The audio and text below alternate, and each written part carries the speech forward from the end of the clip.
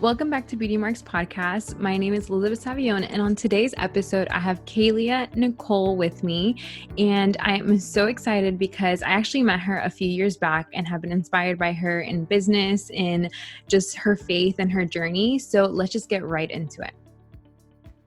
So hi, Kahlea. Thank you so much for joining me today. How are you doing? Hey, I'm so good. Thank you for having me. I am so excited to chat. Yes, this is something that we were talking before this interview is actually how I met her. And she has been someone that even, I think that you were 18 by that time that you were Yeah, doing that. We met at the first event I ever did called Taco Talk. It was at a restaurant that is known for selling tacos, and thought I was clever with my alliteration there. And had my first event, and we met there, and I've stayed in touch since, which has been so cool. I know. It's crazy how you see how that was one of your first events, but it's opened so many other doors for you, and the gal getaway, all this other things that it's spread out too. So what are you passionate about for those that are listening, so that other people get to know you? Absolutely. So like Liz said, when we met, I was about 17, 18 at the time. This was when I just started my business. I thought it'd be super cool if I started an event. So I'm very, very passionate about community and getting people together. That is one of my just biggest things on my heart, is just drawing people in, bringing them in the community and getting them around, like-minded individuals. Next to that, fun facts is passionate about Chick-fil-A, any types of dogs. And I mean, ultimately really meeting people where they're at in life, in business, just like the Lord meets us where we're at. And, I started my business, 17 when I was in college. And so have always been very passionate from a young age about just doing my own thing, having this life of independence and not being told what to do, when to do it by a boss or someone above me. I always wanted to, cliche as it is, be my own boss. And so here I am, doing the thing. Awesome. So you actually have never worked at another company? So I had some funny, odd jobs before diving in and, starting my business, because I started my business at 17 and that was really a blog. So I then monetized that. But previous to that, I had a job at a spa. I was a receptionist. And then also I worked at a bridal gallery. So I did their social media. I also did consultation. So I would help girls find their dream wedding dresses, which was really fun. And then I also worked, when I moved to St. Pete, Florida, I worked at a gym downtown doing kind of front desk stuff. And I thought that I might get into becoming a personal trainer. But then I started my blog and I was like, I think I'm going to go the other route and I'm going to do the blogging side, which at that time, this was back in, my goodness, 2015. So 5 years ago, blogging was not what it is, right now. And influencer content creation, that was just starting out. The big bloggers were mom bloggers. And so I was coming in here hey, college student, would love to talk about fashion in college. And it was just kind of okay, there weren't many people in this space, but I wanted to do it and I fell in love with it. And I just kind of continued full force, since then. Wow. Well, so that's been something that in the beginning you weren't thinking about taking this route. It would just it was a hobby for you in the beginning then? Yeah, it started out as this would be fun, a good way to kind of share what I'm passionate about, connect with other people, and just really honestly have a record and a documentation of what my life looked like, at 17, 18, 19. And when it started to transition from hobby into, I could probably make some money off of this, is when I had gotten connected with other bloggers in my area that were, have 5, 7, 10 years on me. So they weren't necessarily moms yet, but they were out of college, they'd graduated, they had careers, and they were also blogging. And they were doing brand partnerships, which I just was flabbergasted by. I was like, what the heck is a brand partnership?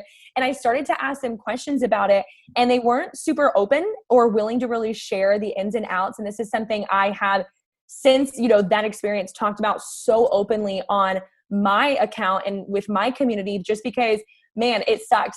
Wanting to get into this, being oh, there's an opportunity here, but it was so hush hush, trade secrets, we can't tell you. So I made it a mission to figure it out for myself, did a ton of research, tried to talk to other people, did outreach, sent a bunch of awful pitch emails just to try and figure out what the heck I needed to do. Mhm. And, then I started to, I don't even know how, the Lord, the Lord Mhm. started to land some deals and get some traction. And I just kind of built off that momentum. So it definitely started out as a hobby, but that kind of like, oh, it's hush hush, we can't tell you, put a fire under my butt to figure it out on my own. And I was like, all right, I'm gonna figure it out myself. I'm gonna come back, I'm gonna show you. Yes. Yeah. And you have, like, that's one of the things that in today's social media culture that I've seen is that the people that are actually successful share their secrets. It's not a secret. Yes. At the end Yeah. of the day, they want other people to win. And like with exactly what you're saying, like I've had, like when I first wanted to start the podcast, I asked so many people that had one and everyone was like, well, Google's your best friend. And I'm like, Thanks, Sally. Thank Didn't think of that. yes. It's not like if okay, I guess. And it's something that for me, I felt the same way. I was like, what? At the end of the day, we're doing the same thing, right? We have a vision for something. Like, if anything, it should be like trying to, because like when they were starting, where did they start? Yeah, Like it's like people forget exactly. that they were at ground Yeah, zero before, so that's such an exactly. important culture. So for you, is it important in the space? Because when we talk about influencers, people think Yeah. like people have their own Yeah. on them. There's a stigma. There's a stigma for sure. Yeah. So how is it for you in that space to be able to bring others along and build that community with which you have Yeah. done through events and stuff? Yeah. Oh my goodness. I mean, what an honor it is to do that. And I remember like praying about starting a blog or starting a platform. And I was just like, Lord, your will be done. If this is not of you, then I don't want it. It's like that TikTok, like, if I don't want it. I don't know if y'all ever Mhm. seen those TikToks that go Yes. viral. If I don't get Mhm. this, I don't want it. But this was pre-TikTok. And, Mhm. I really prayed like, Lord, allow me to like lead this platform with excellence. Allow it to be a place where I love other people. I serve other people. I give generously, because it's like you said, we all have to start somewhere. And if, in marketing, right? Because I went to college, I did the whole thing. I was going to college. Okay, I finished, I graduated, I got my degree in marketing. So I'm smart. Just kidding. That doesn't mean that you're smart. But we all Added know, value. right? Added value. Add just a little cherry on top, I guess. Come hang out with me on Instagram if you ever want to know how I really feel about college. So, I was man, it just in marketing, they talk about the endowment effect. Okay. And so the endowment effect, to get, snazzy here, layman's terms, is if you can get people wins on the free side of the fence, they're more likely to hop over to the paid side of the fence. And so, you look at that from the perspective of, okay, well, the people that serve other people, that always comes back tenfold. Not that and I think, the humanness in us can always be like, I'm going to do this to get something out of in return. But really it's coming from a place of, I wonder what would happen, because there's this stigma too of like, you give too much away, you share the free information, you help other people, then, people aren't going to buy your stuff, or they're not going to turn into clients or customers, or, tune into whatever you're doing. And it's just not true, because the more that you serve them and meet them where they're at and give, the more they're like, oh my gosh, I want to be even a bigger part of your journey. How can I support you more? How can I continue working with you? And so, building the community has allowed me to, pour into these people and also be like, hey, okay, you have a problem. Guess what? I have a solution. No, you don't have to pay me tens of thousands of dollars. Yes, I have programs you can buy. Yes, I can do that. But I'd still love to serve you right here, because also that's the whole thing of like building, they got to know you, they got to like you, and they got to trust you before they ever buy from you. So if you don't build that with, just being generous, right, with your knowledge and what you have, then, it's not really gonna, it pays off, it always pays off. And so it's been really cool to just, be able to share and provide value and provide education and, divulge the secrets and the things that people are so hush hush about, and be like, here you go, you can have it. Like, come sit at the table, let's talk about it together, get a piece of the pie, right? And, this isn't about, and we all heard like, oh, collaboration over competition, but it's like, it's community. It doesn't, yes, there's like healthy competition where people, inspire you and challenge you and be like, oh man, like she's doing it, so that means I can too. but not to the point where it's like, oh, she's doing it, so I can't, or there's not space for me, or there's not, like, no, like there are tons of other people that share exactly what I do. There are tons of other people that have a podcast, right? However, they're listening here, or they're following me, and they're tuning into our journey because they're attracted to who we are, to our story. And our story is unlike anyone else's, even if we're talking about the same thing. And so that's kind of like a little tidbit for anybody that feels stuck in, comparison, or they're looking at other people and they're like, oh, I don't know, or can it happen for me? Look at them and be like, because she's doing it, that means I can too. And that mindset shift will take you so, so far. Yeah. Because you're not looking at like what you lack. You're like, because I have value in this, I can provide to a new audience. I have people that can connect with me in such a deeper way. So when it comes to when you first started, what were some challenges that you had with starting out or pursuing what you're doing now? Yeah, man, I think one of the biggest ones that came up was often my age, being 17, 18, it's like the teen. I couldn't wait until I turned 20 because I was like, I just don't want to hear the teen anymore. Mm-hmm. So age was a big one, people thinking that, because of my age, I wasn't competent enough or smart enough or educated enough or this, that, and whatever. And even after I had my degree, I still have dealt with that even to this day at 22, still deal with the age thing, or people are like, oh, what can you show me? You're only 20. And I'm like, all right, Karen, it's fine. So age was a big one. I would say, when I first started out too, not everyone in my corner that does love me and wants to support me did support me, because it's scary when you tell your whole family, hey, not going to go do a secure, stable job. I'm going to be an entrepreneur. And they're like, please don't do that. Because, my family is not made of entrepreneurs. Like, they work 9 to 5s. They're in corporate. That's the security for them, and then we have things like COVID that happened that no one expects. And then who's secure? It's like entrepreneur. I was like, listen, oh, how the turntables, they eventually got on board, but they had to see it tangibly before they fully believed it, and I can't fault them for that. I'd probably be in the same boat if, that wasn't something in my vision of, oh yeah, entrepreneurship, running your own business, I get that. But that was really hard for me because I was like, okay, God, it's just you and I, we're going to figure this out together. And he really carried me through that season. I think next to that, I also struggle with generalized anxiety disorder. I was diagnosed with that when I was 14. And then I also, as a teen, moving into even my, 17, 18, 19, struggled with depression as well. And so my battle with mental health has always been a challenge.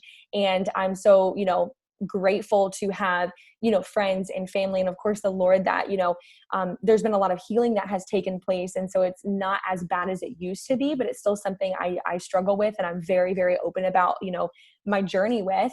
I would say, I've had failed launches, where nobody buys in. You do this whole big thing and then no one buys, and you're like, oh, cool, love that for myself. That's some extra stuff left over. Like, you're giving out free things. Exactly. And then when I started digital service, I had a webinar that I launched one time. So it's totally online and no one signed up. And I was like, and I just cried for days. And I questioned if I should be doing this, if I need to give up, and it put me through the ringer.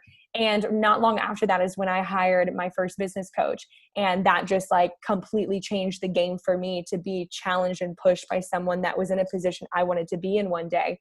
And then I would say lastly, I've had a couple disappointed clients where they bought into something and they weren't totally vetted. And so it wasn't a good fit and they were disappointed. And, so as I've grown in business, I've learned to set expectations up front. So, they know what to expect if it's a good fit for them. I've had discovery calls or clarity calls to make sure that, this investment is right for where they're at in life and business.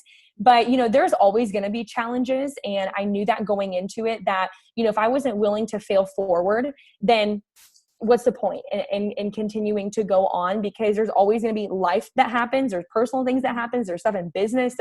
You're dealing with other people and different experiences and perspectives. Stuff is going to happen. Crap's going to hit the fan inevitably. And, it's not necessarily how much, what happens or when it happens or whatever. It's all about how you respond to it. And again, that might sound cliche, but that's my kind of is just my motto is fail forward, right? Don't fail backwards. Don't, you can fail and fall on your face, but at least fall on your face moving in forward momentum, right? Because failures will always teach us more than our successes ever will. So challenges, I as hard as they are, I've tried to get into the mindset of even welcoming them into my life to be like, okay, this is gonna teach me something. It might be a little bit painful to grow through it, but I'm going to be better because of it.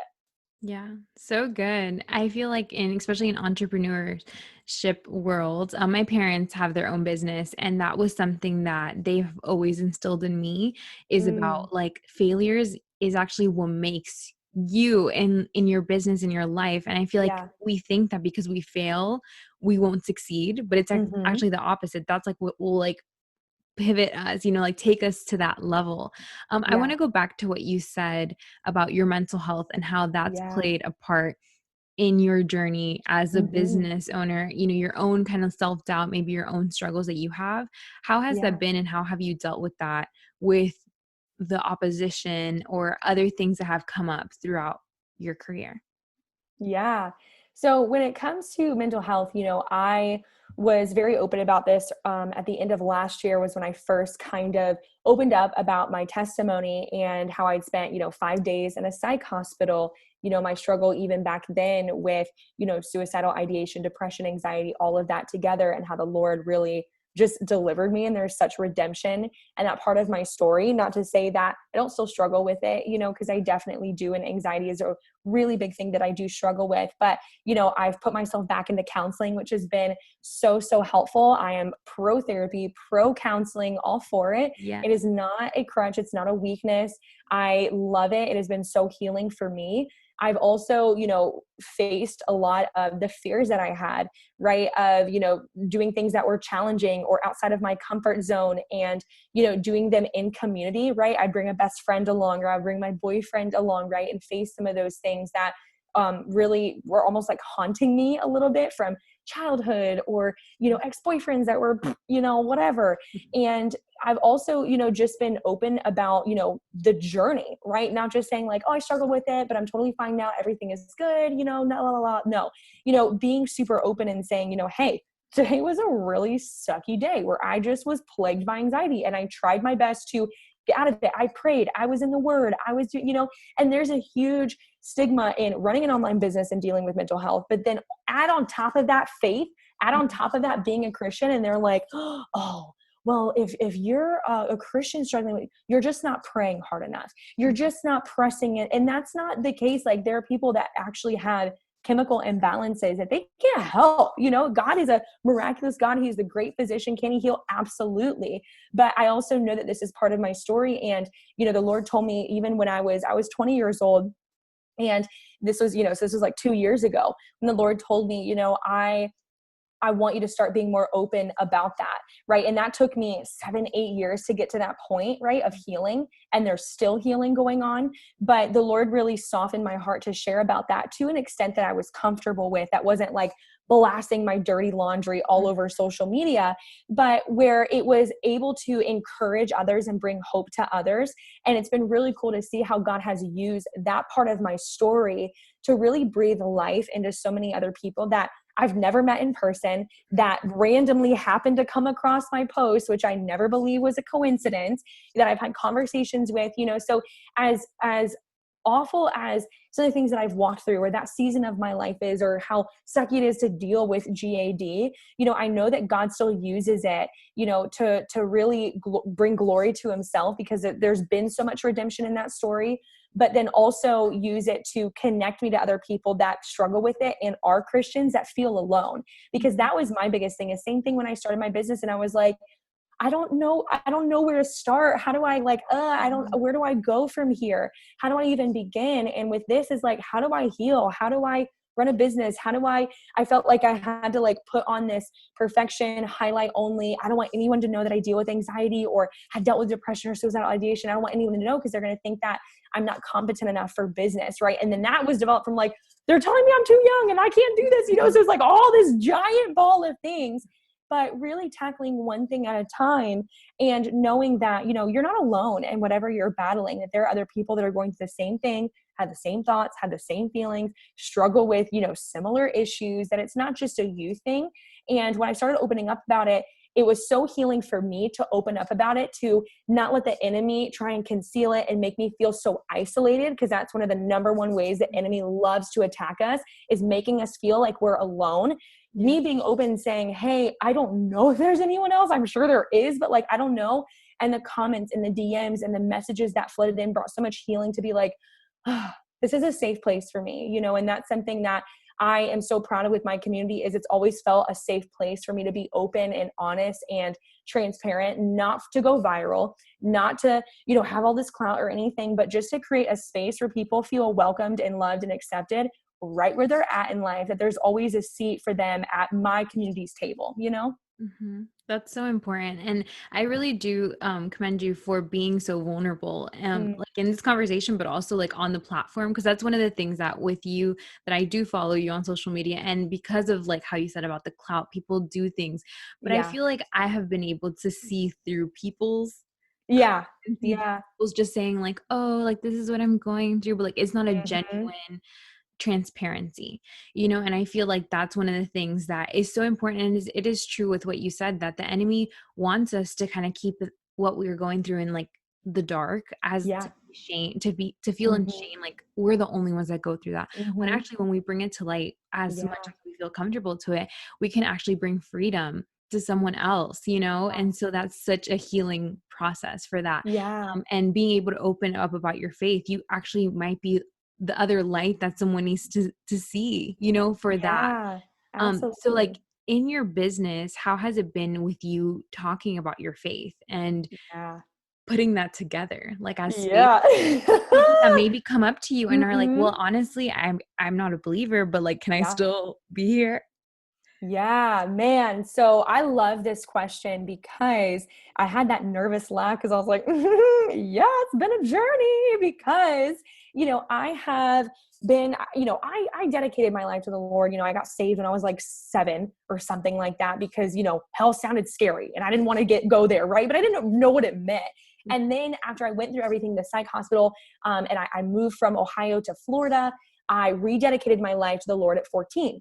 Well, you know, this is a very synopsis version of the whole story, but then I went through and I had like my like bad girl where I was like dating bad guys, not making the best choices, hanging around the greatest people, right? So I was a Christian, quote unquote, but I wasn't necessarily living for Christ. And that's completely different. You can say you're a Christian, but then there's the, you know, then you look at the fruit and it's like, fruit ain't lining up. Okay. We ain't seeing the fruits of the spirit out here. Yeah. So, you know, when at the end of last year, so the end of 2019, I, you know, just kind of recommitted. It wasn't this like I prayed the prayer again or I did a baptism again. It wasn't anything like that. It was just really laying down everything and saying, Lord, I'm just sick of this. I'm sick of the way life has been. I'm sick of the choices I've been making. I want to live for you and only you. And, you know, not long after that, my business started exploding. I like, no joke. This sounds so like, oh, I don't know, you know, but my business started exploding. I literally met the man of my dream. Well, not met him. He's been my best friend since I was 13, but we reconnected and now we're dating, you know? So, you know, there were so many amazing things that happened, like so many opportunities that happened that were dream opportunities. It was just like, I had tapped into, you know, this space of no longer trying to control everything. And it was my timing, my plan, my way or the highway. I was just like, Lord, like you can have it all. And so when it came to the conversation of like business and faith, right? I had talked about it here and there. And in my bio, it was like Jesus loving gal, right? Which I did love Jesus, but I wasn't living for him. And so, you know, earlier this year, the Lord really put it on my heart to start Bible studies. And I said, Lord, you have the wrong girl. I am not the one for the job. And he was like, yes, you are the girl for the job. I'm calling you. And I put it off. And I was like, oh, I'm not qualified to do this. What are you, why? No. And it's funny because Liz, you were in my Bible study, Yeah. you know, so you were part of that too. And, you know, you've kind of heard the story of me, you know, going through that of not feeling qualified and then eventually being like, okay, God, you can have it all. And when I started to do that, I invested in a faith coach, right? Which people are like, what does that mean? It's just someone that led me, you know, spiritually and gave me so much wisdom in different areas of life, you know, beauty, faith, hope, relationships, all those different things. And then I started my Bible studies, and those two things together unlocked just this fire within me to be like, oh my gosh, like I'm being silent or I'm muting really like what's so important to me and what's on my heart, because I'm trying to keep things PC, or I don't want to make anyone uncomfortable, or people that aren't believers, or people that think Christians are crazy, you know, to be like, oh my gosh, who is Kahlea? Right. And then I was just like, I just don't care. I just don't care, because if they don't want to hear it, they can leave, they can unfollow. Like, that's fine, you know? But I did have the caveat of, not even the caveat, but just like you know what? Yes, I'm going to talk about my faith. Yes, I'm going to bring it in. I'm going to share how my business is my ministry. I'm going to share my why, you know, that this is all for the glory of God. But I'm going to make sure that the way that I love people, serve people, and give generously, and how I do my work in excellence, make sure that even if they're not Christian, even if they're not believers, even if they've been burned by the church, they're atheists, they're agnostic, they are a completely different religion, that they don't feel like they're not welcome here in my community, that they're still going to feel like they fit in, and that they're loved and seen where they're at, no matter what they believe. And, you know, I struggled back and forth of like, do I only work with people that are Christians? And I was like, no, because how are we, like, our job is to know God and to make him known, right? That is our calling. Above all else, above vocationally, professionally, it is to know God and to make him known.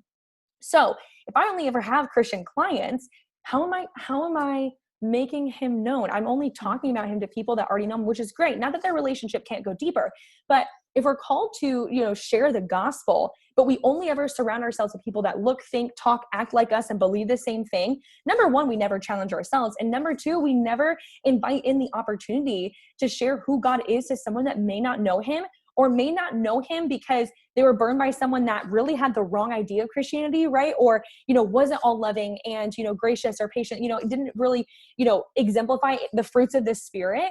And so I've even had people, which has been so cool. Like, one of my favorite compliments, you can be like, oh, I love your content, or the event was great. But one of my favorite compliments is when people are like, I knew there was something different about you, but I didn't think that it was you being a Christian, because I had this experience with Christians, or I had this experience with the church, and I felt so burned and so slated by that it made me never want to be interested in Christianity again. And you've made me rethink my stance on it. And I'm just like, that's fine. I'm not here to make you change everything you believe in.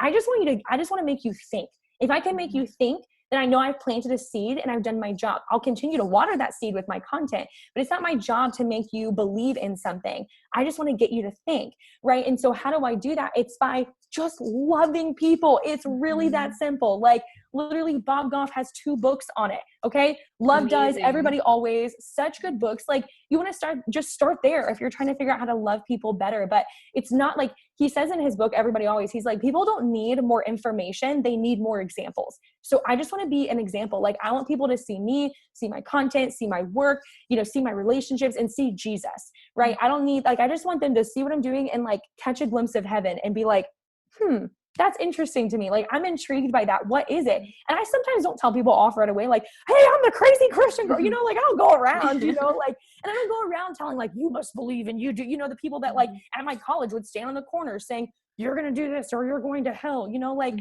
no, okay. That's not how Jesus rolled up in here. Right. Like, that's not his jam. So, you know, I think just loving people and just making them feel welcomed. I have tons of clients that don't believe anything that I believe. Like, they're atheists or they're agnostic. I have Muslim clients. I have clients that, you know, are different branches. I'm non-denominational Christian. They're Catholic or Presbyterian, or, you know, they're just all over the map, right? They all look different. They think different. They act different. They talk different. They believe different. And I love it. I love it. It challenges me. It causes me to grow, me to think different. And we have such incredible conversations because they're rooted in honor and respect. Like, you honor and respect somebody else, you're going to have the same thing. Don't push your beliefs on anybody. And that's not my goal. So that's how I bring in kind of that conversation of faith and business. But I got away from trying to make everyone happy, do it PC. And I just said, Lord, you know, this is your platform. Like, this is all for you. It's about you. It's because of you. How do you want me to steward it well? Because you're the one who gave it to me in the first place. Yeah. Aside from that, with your faith and all of that, is this what you thought you were going to do? Like, from the beginning, you know, Yeah. you think that this is what you're going to end up doing for your career, quote unquote? Honestly, no. I mean, I always knew deep down in my soul, I was not going to be working for someone else, just because even when I was working, you know, at the spa, the bridal gallery, the gym, I was just like, Lord, get me out of here. You know, they were great jobs. I had great bosses. So it was nothing to do with awful work environment, or I wasn't, you know, treated right. It was never like that. They were great jobs. They just weren't for me. You know, climbing the corporate ladder wasn't for me. And so, you know, I always knew it'd be something in entrepreneurship. I didn't know exactly what that would, you know, look like in detail, but it was really when I was sitting in my humanities class, you know, freshman year, where they make you take like 13th grade, you know, for some reason, and they make you pay out the wazoo for it. Love that. You know, I'm sitting in humanities and they're going around basically like the adult version of what do you want to be when you grow up? And everyone's like, oh, I want to work at this firm and I want to do, you know, this corporate and you know, great for them. We need people. Thank you for all those that are listening that love corporate, want to work the 9 to 5. We need you. Right. But it just wasn't for me. And I'm listening and then they get to me and I'm just like, I want to be an entrepreneur. And everyone was like, wow, you know, like, okay. And I'm thinking to myself, what did I just say? I don't know, you know, but it just didn't make sense for me. And so, you know, when I started my blog, I just knew that the Lord would really honor my obedience to say yes to him and just starting a blog, even though I was like, I don't know why you want me to start a blog, but okay, I'll do it, you know? So I did it. And, you know, he has really honored that yes to him. Like always, you know, with obedience comes great abundance. And so I've really seen that played out in the way that this business has been completely dedicated to him, you know, and it's been his will, not my own. But I didn't know what it looked like in detail. I just knew I was not going to be in corporate. You're like, anything but that. That's yeah, exactly. Anything but, please. Yes. And something else that we had talked about before, about Esther. And I kind of want to talk about that a little bit, because I feel like Esther is someone that has been such a important figure for me in the Bible, when it comes to being a woman, but being called and being set aside, you know. And so when it comes to that, how has that played in your confidence in, as you're being young, but you've been put in a place, you know, how has that played out for you? Yeah, man, Esther's one of my favorite stories in the Bible too. And even one of my, you know, mission statements, or kind of something that is plugged into workbooks or on sales pages, you know, it's just kind of hanging out, you know, here and there with business, is, you know, Esther 4:14, for such a time as this. And the premise of that really, and what I hold on to, what the Lord really kind of just spoke to me about with that verse is, you know, wherever you're at right now, that's exactly where you're supposed to be. Because if you are supposed to be somewhere different, God would pick you up and he would move you on over there, because that's just what he does, right? And so with Esther, like, I love that story because, you know, she was so bold, and that's something that I really, you know, characterize myself as. Like, I'm very bold. I go after what I want. I chase after it. I encourage all my clients to be super bold, you know. And then next to that, like, one of my other favorite stories is even the Samaritan woman at the well. That's my favorite story in the entire Bible, just because, you know, it goes from someone who, it didn't make sense for her to be there, right? For her to be the first one that Jesus said, hey, I'm Jesus, what's up, right? To a woman, and then also to, you know, a Samaritan woman, okay, right? So, you know, he gave that opportunity, and that's how I've always felt, is like the least qualified. Like, Lord, I've made so many mistakes. I screwed up so many times. Like, I do not deserve this, and I know I never will. Like, he just loves us that much to bless us and pour favor out on us. But that just always, the Samaritan woman at the well story just puts into perspective, you know, just someone that it didn't make sense for her to be the first person that was told, but she dropped that bucket. She ran into town and she couldn't stop talking about it to everyone that she knew. And I see that reflected in my life, along with Esther, that boldness, that confidence, knowing, God, I am here because you've placed me here, and I'm not going to question your authority, right? And so that's kind of how that has tied in. But I love using stories like that. Oh, for such a time as this. I don't say for such a time as this, Esther 4:14, right? I just like sprinkle it in there. And I get so many questions about that. Where'd you hear this quote? Where, oh, that's actually from the Bible, you know, and then it leads to these great conversations. But, you know, it's cool to just use little things like that to encourage, you know, others, even if it's just like a small phrase here and there. Yeah. I love that. So good. Honestly, I feel like through all of this, I'm like taking mental notes, like, yes, yes, so good. I don't know if you listen to Whoa, That's Good podcast. Yes. Literally when she said, I'm like, that's literally, I'm always like, whoa, that's so good. Well, that's like, so good. So good. Like, literally this whole conversation. But honestly, thank you so much for what you've been sharing. Is there anything that you want to share to those people that maybe want to venture off into entrepreneurship? Any tips or just encouragement?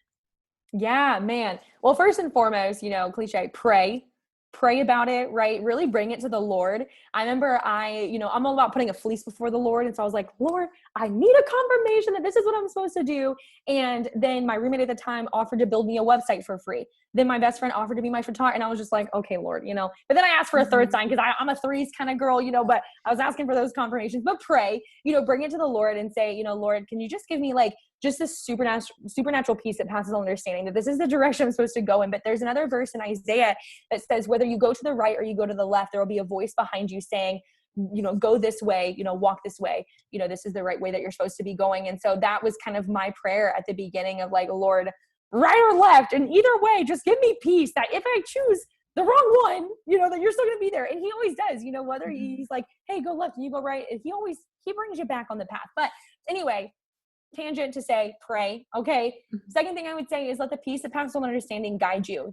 Really go where there's peace. I do not move unless I have total peace about the situation. That might sound crazy to some people. Maybe it is. For me, it's not, and as a woman of faith, like it's not, because I know that is what determines my direction. If I don't have peace, I ain't going. I don't got peace in that room, I'm not walking into it. Bye. I let the Holy Spirit lead me in that. And, it's marked by peace. And so I follow the peace and I go where the peace goes. And when you have that peace, I would say the third thing is just jump. Like literally just throw yourself off the cliff. Okay. Because the hardest part about getting started is getting started. I mean, once you do it, you're like, oh, okay, this isn't as bad as I thought it was going to be, right? You get the ball rolling. But when you first take that step, you buy the domain, or you get the podcast mic, or for me, you invest in a photographer, or invest in a coach or something.